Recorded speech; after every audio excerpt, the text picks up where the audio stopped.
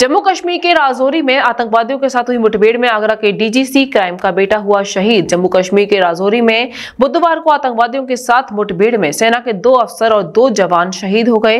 इनमें आगरा के DGC crime Basant Kumar Gupta के बेटे कैप्टन शिवम गुप्ता भी शहीद हो गए। इसकी सूचना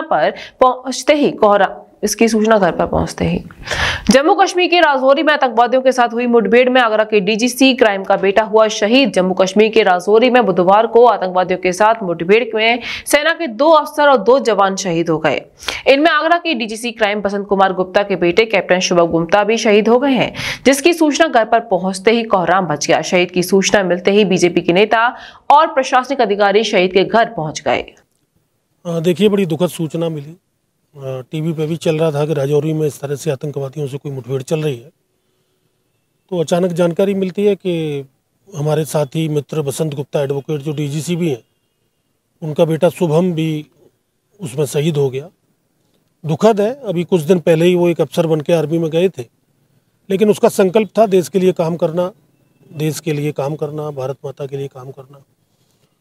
और दुर्भाग्यपूर्ण भी है, और दूसरे शब्दों में कहें तो गर्व का एहसास भी होता है कि हमारे एक मित्र के बेटे ने अपने प्राणों को न्यौछावर किया देश के लिए, बलिदान किया है शुभम ने। उसके माता पिता भी धन्य हैं कि उन्होंने शुभम जैसे लाल को पैदा किया।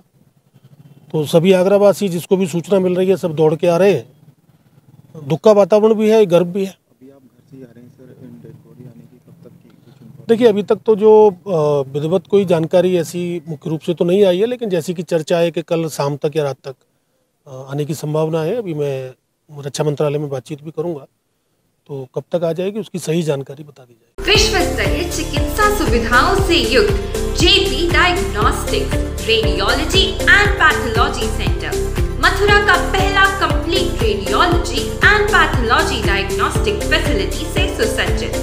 Doctor Deepak Agarwal and doctor Nidhi Agarwal, JSR tower, Govardhan crossing, NH90, Mathura.